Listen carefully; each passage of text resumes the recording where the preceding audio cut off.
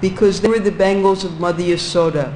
So this is in Shantaras, how the different articles, they're trying to serve the Lord and His devotees as best they can to give pleasure to them. Because of Mother Yashoda's hard labor, her whole body became covered with perspiration, and the flowers and comb were falling from her hair. When child Krishna saw his mother thus fatigued, he became merciful to her and agreed to be bound. Srimad Bhagavatam 10:9-18. When Mother Yashoda and the other ladies finally saw that Krishna, although decorated with many bangles and other jeweled ornaments, could not be bound with all the ropes available in the house, decided that Krishna was so fortunate that he could not be bound by any material condition. Thus they gave up the idea of binding him. But in competition between Krishna and his devotee, Krishna sometimes agrees to be defeated. Thus Krishna's internal energy Yogamaya was brought to work, and Krishna agreed to be bound by Mother Yashoda. Purport to Srimad Bhagavatam 10:9-18. So Krishna also wore bangles, he wore armlets, he wore nupur, ankle bells, he wore a black string around his waist. So Mother Yasoda had already bound him many different ornaments and decorations. But if Krishna didn't want her to bind her with this rope, it wasn't going to happen. And all of Krishna's energies were working against Mother Yasoda so that she couldn't bind him. Now up top we see, of course we see the cowherd boys watching the Leela, enjoying it very much. Their friends gotten in trouble. And they're not in trouble. They're just from a distance. Then all the mothers, they're bringing the ropes from their houses to help Mother Yasoda, but nothing's working. Now there are two things. We've heard about parishrama and kripa of the Lord.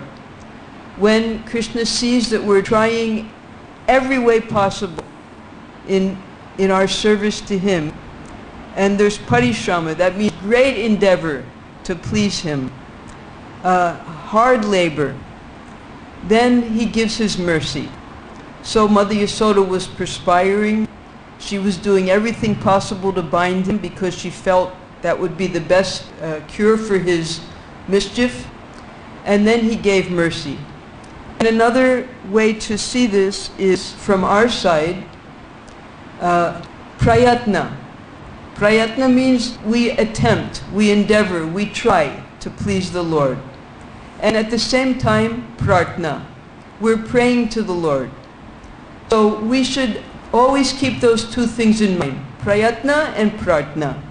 And then if Krishna so desires, if He's pleased with our endeavor, then He'll give His kripa.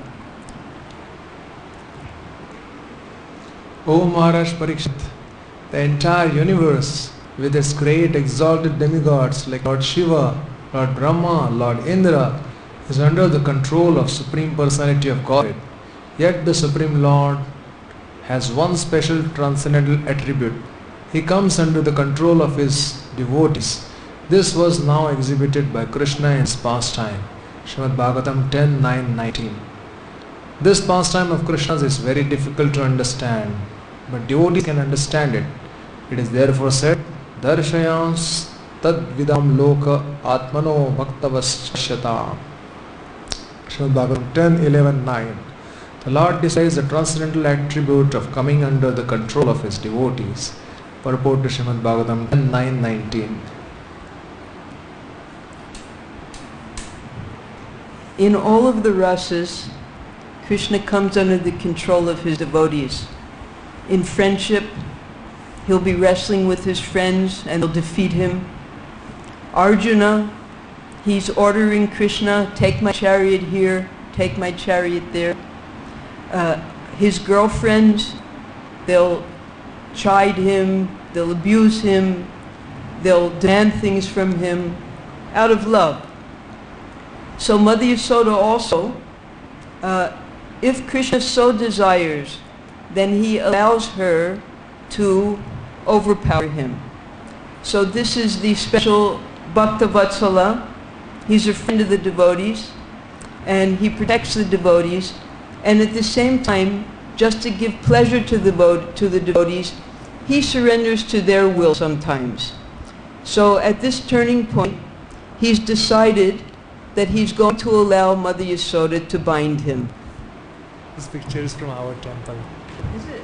Our temple artist. Haridas Thakur. As stated in Brahma Samhita 5.35, Ekopyasora chayitum jagadanda kotim yachaktirasti jagadand chayayadantaha andatarastha paramanu chayantarastham govindamadi purusham tamam bhajami.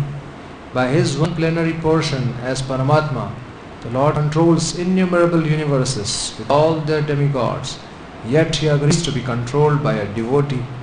In the Upanishads it is said that the Supreme Personality of Godhead can run with more speed than the mind. But here we see that although Krishna wanted to avoid being arrested by his mother, he was finally defeated and Mother Yashoda captured him.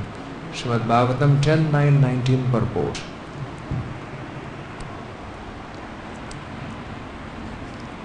So the Lord in the material world displays different avatars, different types of avatars. Some as the Supreme Controller, some as Leela avatars to enjoy in different forms, as a fish, as a tortoise, half man, half lion, all for the same purpose. But of all of the different incarnations, topmost is Krishna in his Vrindavan Leela.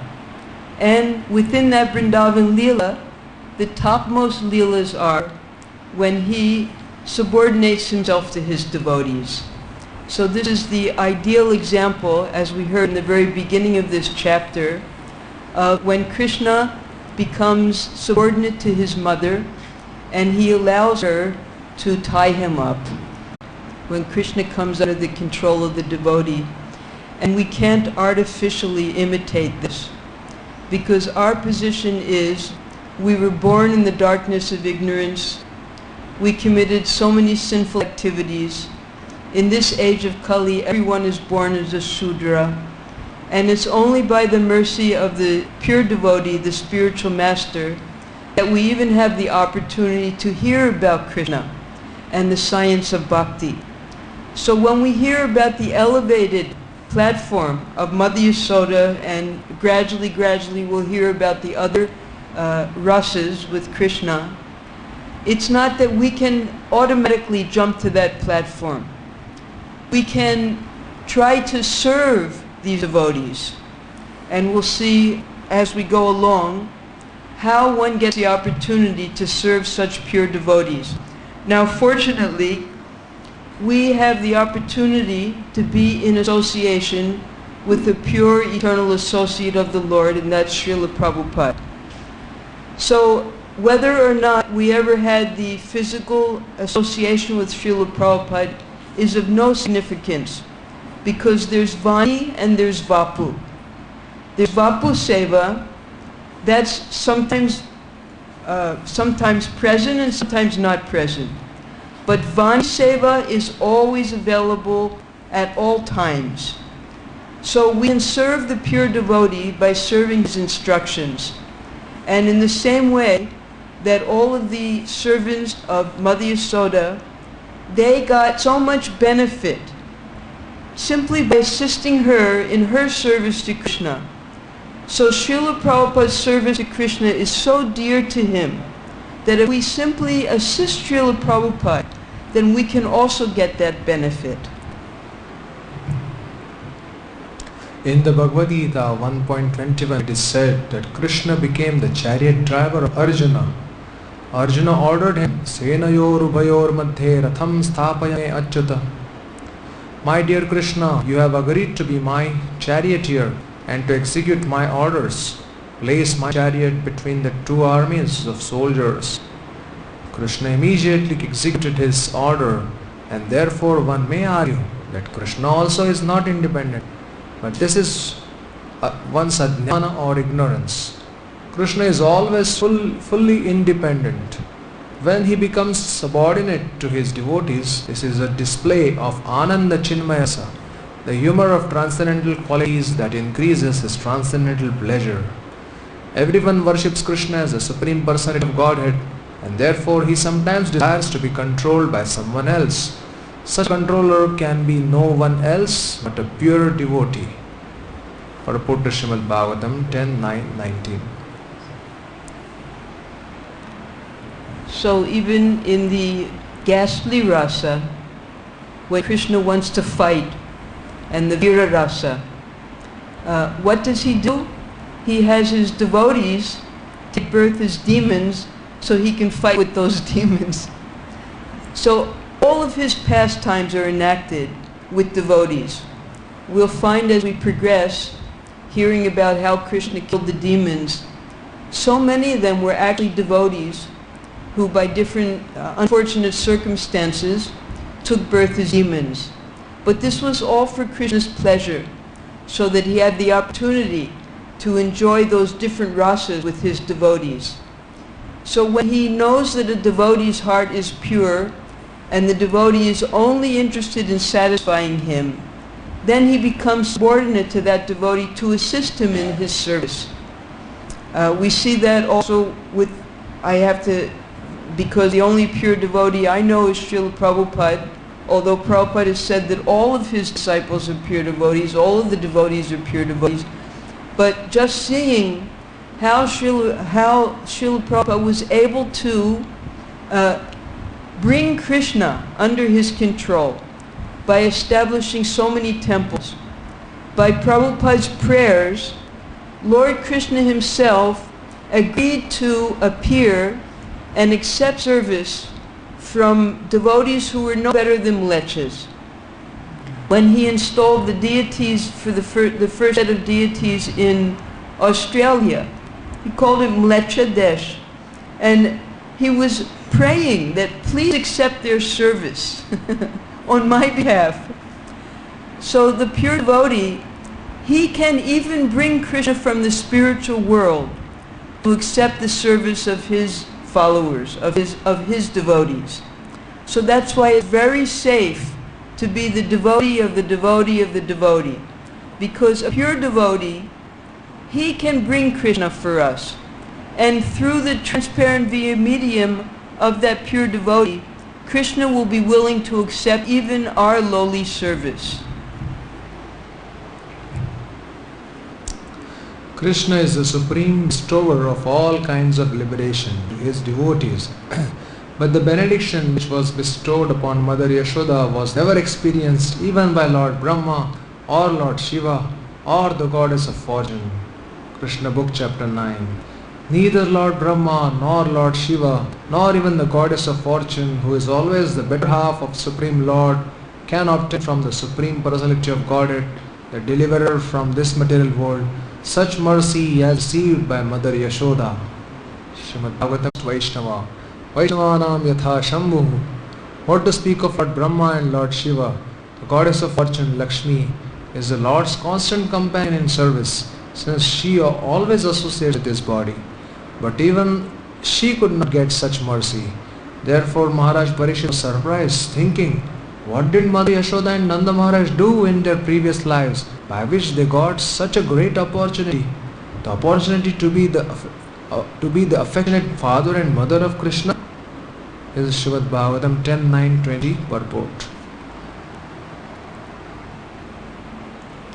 So Lord Shiva is in between. He has his own tattva. Even he could not attain that position. Many of the great devotees aspire to enter into the Braja Leela. So when Lord Shiva aspired like that, by the blessings of Vrindadevi and others, he was given the form of a gopi. Gopishvara, that's Lord Shiva. We worship him here in Braj. Now, when the gopi appeared to take part in the Rasa Leela, with the other gopis, all the gopis noticed that a new gopi had come to the arena.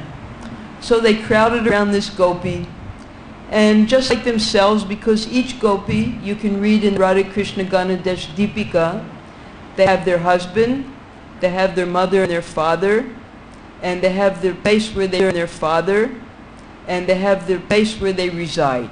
Which village? Vrindavan Leela. As living entities surrender unto me, I reward them accordingly. Everyone follows my path in all respects. O son of Pritha, everyone is seeking Krishna, for he is the super soul of all individual souls. Everyone loves his body and wants to protect it because he is within the body as a soul, and everyone loves the soul because soul is part and parcel of super soul. Therefore, everyone is actually seeking to achieve happiness by reviving his relationship with the super soul. As the Lord says in Bhagavad Gita 15.15, Vedaisya sarvair ahameva vedyaha. By all the Vedas it is I who am to be known. Therefore the karmis, jnanis, yogis and saintly persons are all seeking Krishna. Purport to Srimad Bhagavatam 10.9.21. So the Brihad Bhagavatamrita, written by Srila Sanatana Goswami, it's compared to the pilgrim's path, the odyssey of a devotee of the Lord trying to find his way back to Godhead.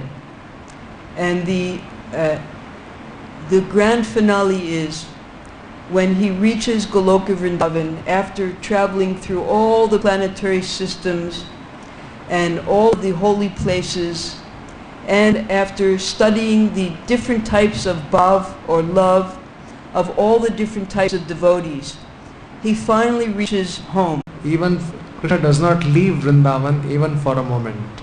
The Vrindavan Vasis, Mother Yashoda, Krishna's friends, Krishna's conjugal lovers, the younger gopis with whom he dances, have very intimate relationships with Krishna. And if one follows in the footsteps of these devotees, Krishna is available. Although the Nitya Siddha expansions of Krishna always remain with Krishna, if those engaged in sadhana siddhi follow in the footsteps of Krishna's Nitya Siddha associates, such sadhana siddhas also can easily attain Krishna without difficulty. Purport Srimad Bhagavatam 10.9.21. Now this is a very intimate pastime. We just heard how one devotee, he returned to the spiritual world and Krishna welcomed him so lovingly. Now here we have when Krishna returns to Vrindavan, because after he left and went to Mathura, he couldn't return at all out of fear that the demons would then come and attack Braja. He had to actually pretend to have absolutely no relationship with the Brijbasis out of fear that they would be harmed. He couldn't show any favoritism to them for that purpose. So finally, after the last demon was killed, Dantavakra, and Dantavakra was killed just on the outskirts of Mathura. So Krishna had come back to Dwarka. He had killed Salva and then Vidurata, and then he got news that Dantavakra had come looking for him. Dantavakra hated Krishna because Dantavakra was a close friend of Shishupal. So he wanted to kill Krishna. And he heard that Krishna was from Mathura, so he went to Mathura thinking he would find him there. So Krishna, before he even entered Dwarka, he said, I have to go kill this last demon. So he immediately, the speed of the mind, with his chariot driver, Daruka, he reached Mathura at last. He killed Dantavakra, and then there he was, just across the river from Braj. So he took that opportunity to return. And when he came, all of the Brijbasis, they came to meet him. They were just waiting, just keeping their soul in their body for that moment when Krishna returned. So here we have Mother Yasoda and Nanda Maharaj at the forefront to welcome their child Krishna back to Vrindavan. Now how is it if Krishna left Vrindavan, killed all the demons, married so many wives, went to Dwarka, how is it that the Shastras can say Krishna does not leave Vrindavan even for a moment, because the love of the Brijbasis was so strong that they kept him within their mind the whole time he was away. And in that way, through their bhav, through their love, he never left Vrindavan. And the other way is, when he did leave, when he took when they crossed the Jamuna River at that time, then he transformed into his Vasudev form. So the original Krishna and Balaram actually never left Vrindavan, because the devotees kept them there in their hearts. But there are those who are attached to bodily concepts of life. Lord Brahma and Lord Shiva, for example, have very prestigious positions.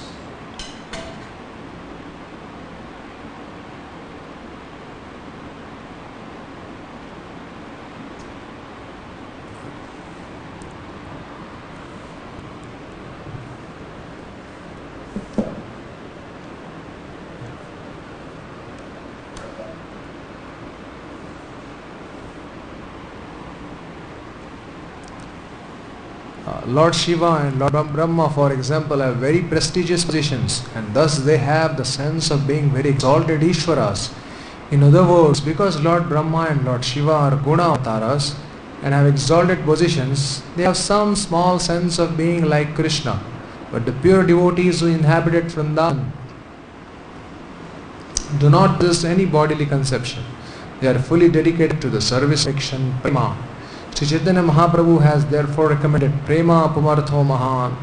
Highest perfection of life is Prema, pure love in relationship with Krishna. And Mother Yashoda appears to be the topmost of devotees who have attained this perfection. Report to Srimad Bhagavatam 10.9.21.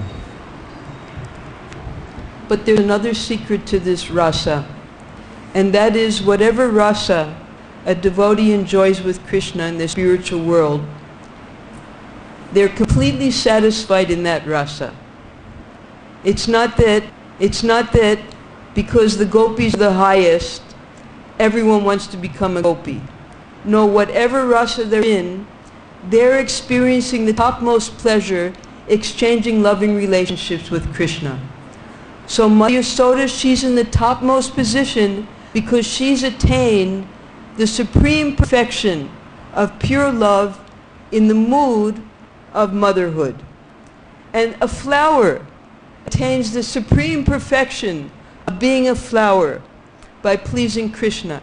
Every single speck of dust is happy in their relationship serving Krishna in the spiritual world. It's not that they're dissatisfied, that, oh, I'm only a speck of dust. No, the speck of dust is so happy when Krishna steps on it. It's the perfection of its life, and can be soft, so that Krishna has pleasure when he steps on it. There's rasa in every single aspect in the spiritual world. This picture, Yashoda Maya has just found Krishna in a kind of spot or something. I don't know what this Very nice picture anyway. After banning her son, Mother Yashoda engaged herself in household affairs.